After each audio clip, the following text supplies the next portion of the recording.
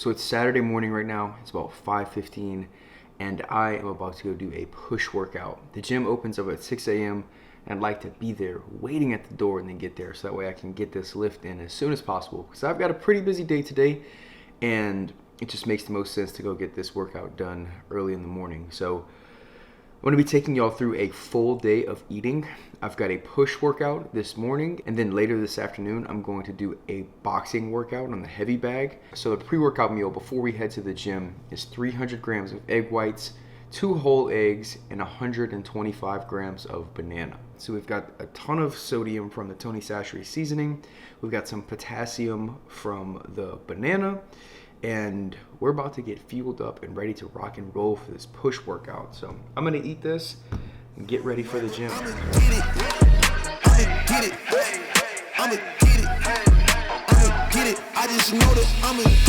So it's currently 6:30 and I have to be out of here by 7:25 at the absolute latest because I have a meeting at 8. So I've got a little less than an hour, and I spent the last 10 minutes warming up, and I still got about 5 minutes left in my warm-up. That only leaves me about 45 minutes to lift. And the younger version of me would have just walked straight into the gym and started lifting to try to get the most amount of time I could to complete the entire workout. But as I get older and as I mature in my lifting journey and just understand training better, it's better to have the proper warm-up and be ready to lift and do less total volume and less exercises, but make sure that each of those reps and each of those sets are high quality. That's going to lead to better results than if I was to just come in tired and just stiff and start the workout to try to just get as many sets done in my short amount of time. I'd rather spend more time warming up and have a great lift in every rep and every set, like I said, being efficient and effective, than coming in here cold and trying to just complete the workout. And this is something that I tell my clients as well. It's a lot of the guys I coach are very short on time. They're very busy entrepreneurs, and they don't have an hour and a half to spend in the gym. And a lot of them don't want to spend 10 to 15 minutes minimum warming up, but it really does increase your training performance, and it's also going to help you decrease your risk of injury, regardless of your age. Whether you're 40 years old watching this or you're a teenager, you should spend the time warming up before your workouts, because it's going to lead to a better workout, and it's also going to help prevent injury down the line. So I got a little bit more of this warm up, and then we're gonna get started on this chest and shoulder workout.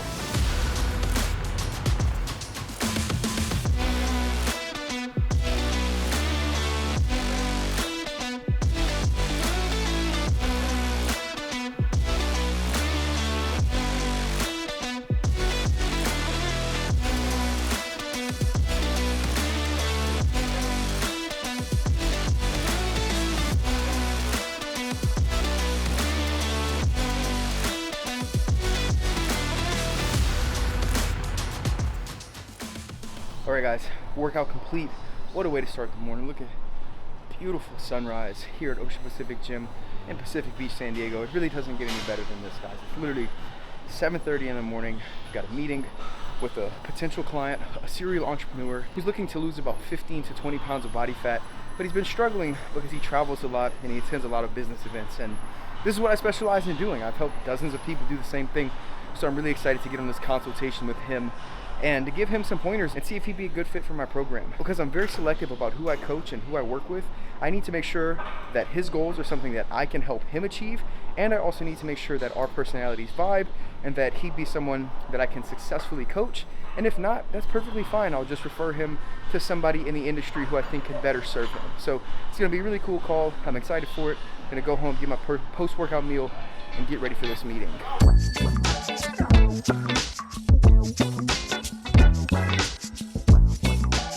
So for the post-workout meal, I've got 6 ounces of chicken breast, 150 grams of jasmine rice, and a handful of asparagus.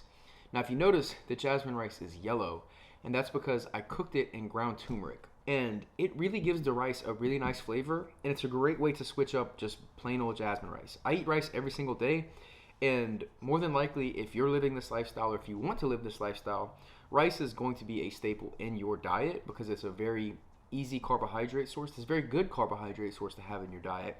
And it can get old sometimes though. And so switching it up, putting some ground turmeric in there, really has been a great switch up. Since then, my life has obviously changed. My career's grown. I run my own company. I work with another company. I travel a lot for work, and so balancing it all has been a little rough. All right, so the meeting's complete. Kelsey's up, and we are on a walk. She worked last night, so she got up about 8:30. And guys, I just got off of this meeting with the CEO. He trains other CEOs, very successful entrepreneur, and he's been in good shape pretty much his whole life. But recently, he's been struggling to lose body fat. He got with a nutritionist about a month ago, and he just sent me the plan. After our meeting, I was like, hey, can you send me that plan you did with the nutritionist just so I can create a better custom roadmap for you? And he sent me this plan, guys. It's like 1,500 calories. I haven't mapped all of it out yet, but I can just look at it and tell it's no more than 1,800 calories. And this is a 175-pound guy who's been lifting most of his life. And it's freaking 1,500, 1,600 calories. It's absurd. And he got this from a actual nutritionist with a degree. Every single time, without fail, guys, when somebody comes to me and joins my coaching program, when they were working with a nutritionist before, they've got them eating bird food. I don't understand it. It's like certified nutritionists or people who go to school and get a nutrition degree, they don't understand metabolism. They don't understand how to actually, they don't understand energy balance, just straight up. They understand the quality of food, so they understand micronutrients, but they don't seem to understand macronutrients. They definitely don't understand metabolism. They don't understand how hormones are affected by your food intake and your energy balance, and it's fucking crazy to me, guys. It's fucking crazy to me. So just like do your due diligence and find somebody who actually is an expert in body composition. Find somebody who actually knows what they're doing, somebody who's spent the time, spent the years doing it themselves and helping other people. You can't, it's crazy to me, guys. It's absolutely insane to me that certified nutritionists do this. And this isn't the first one. Many, many times has this happened to me, and I get pissed off every time. That's why I'm sharing it with you guys, because it's absurd. I just don't get it. All right, guys, so after our walk, I went to take a quick 30-minute nap because it was an early morning, got a lot done. It's about 1 o'clock now, and I'm having my third meal of the day, which is 6 ounces of chicken thighs and another 150 grams of the jasmine rice that I cooked with turmeric. I'm still kind of like half asleep right now. I definitely needed that nap. In the past, I would never allow myself to nap. It was like a pride thing where I just like would refuse to go to sleep, and I would just over caffeinate myself. Whereas now, I literally only had 1 cup of coffee this morning, and I'm gonna eat this and then have another cup of coffee and take some L-theanine with that coffee, and then that will hold me over to the rest of the afternoon in regards to stimulants. And I'll make a whole nother video if you guys are interested on like how I supplement for optimal performance, not just with training but also with mental work. So physical and mental performance, I can break down that in a whole separate video.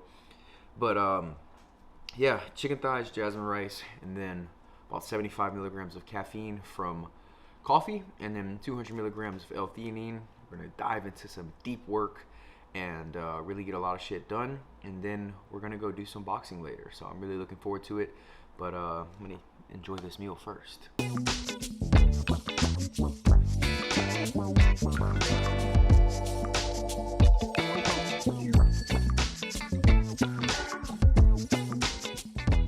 So I just spent the last 3.5 hours brainstorming content and writing out scripts for short form videos.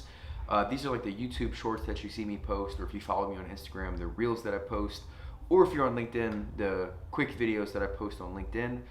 Typically, these are anywhere from like 45 to 90 seconds long. And what I like to do in the perfect world when I have the time is to script out about 10 to 14 posts at a time, essentially 2 weeks minimum at a time, and then batch them all at once. So that way it really saves me a lot of time, because if I was to try to do those every single day, it would really just take entirely too much time. So I can, spend a couple hours preparing all the scripts, spend a few hours recording all the videos, and then edit them as I need them. And it's just a much more efficient way for me to create this short form content. I've tried in the past to just make them every single day, or make just 1 or 2 at a time, and it is exhausting to do it that way. So really proud of the work that I just did. Now we're going to go do some boxing, and I'm very excited for it. But first, we got to fuel up, so I'm gonna show y'all what I'm gonna eat, and then we're gonna go hit this boxing workout. Now I'm not gonna be going to a boxing gym, just to clarify. I don't have any available boxing classes right now. The gym I go to offers Muay Thai and they offer Jiu-Jitsu, but none of the classes are on a Saturday, so I'm actually just going to go do a heavy bag workout myself. Fortunately, you know, I have some experience with training and stuff, so I know how to structure a pretty good heavy bag workout for myself. So yeah, gonna go get it in, but we're gonna fuel first. For the pre-boxing meal, I've got 6 ounces of ground turkey, some green beans, and then I'm going to have 300 grams of mixed berries. So basically we've got a fattier protein source, some greens, and quick digesting carbs in the form of mixed berries. This is gonna be an excellent way to fuel this boxing workout and really just have energy and have fun with it. So I'm gonna let this digest for about an hour, and then we're gonna go get started. I've gotta be honest with you guys right now. I was very excited all day to do this boxing workout. Now that it's here, and it's 6:30, and I've been up since 4:30, took a little nap there, but it's been a long day. I don't really feel like going to do this at the moment. I really don't. Really don't want to go box, but I know for a fact that once I get to the gym, get moving, get my heart rate up, start throwing some jabs, you know, letting a couple combinations fly, I'm gonna be in the fucking zone. I'm gonna be so glad I went and do this, got this training in, and I know it's gonna be a good time. Literally, even just me talking about it with you guys right now has got me more energized and inspired for this, because I'm visualizing as I'm there and how it's gonna feel to get in that flow state. Man, when you're in that flow state, throwing combinations, it feels amazing. It's the same with running. It's the same with any form of fitness. Once you get in that flow and you get in a rhythm, it is literally why I do fitness. That feeling is unmatched, and I try to replicate that feeling as much as I can throughout the day. It's why I live the fit lifestyle that I do, so I can be in that state and I can be as close to that as possible for most of the day. And I have been there most of the day today, feeling a little tired right before this, but now we go do the work, and it's gonna feel amazing. It always does. So let's go get it done.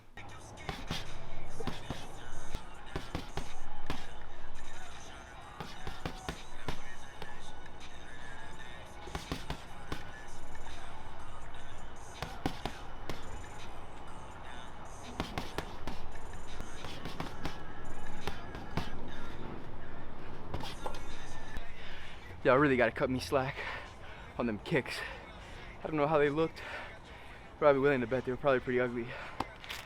As long as it's been since I've boxed, it's been a lot longer since I've done Muay Thai or kickboxing. So hopefully, not hopefully, I'll start catching some classes here real soon and get my skills back up. But man, like I said earlier, I knew when I came here, once I got started and I got in this flow, it's going to be incredible.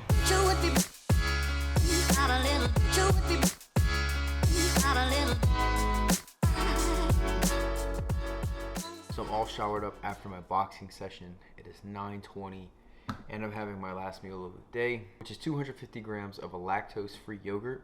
We get this yogurt specifically because it digests better for Kelsey, being that it's the lactose-free kind.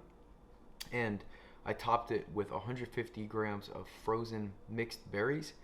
Then I broke up 1 square of dark chocolate, put it on there, and then added 25 grams of Hershey's sugar-free chocolate syrup.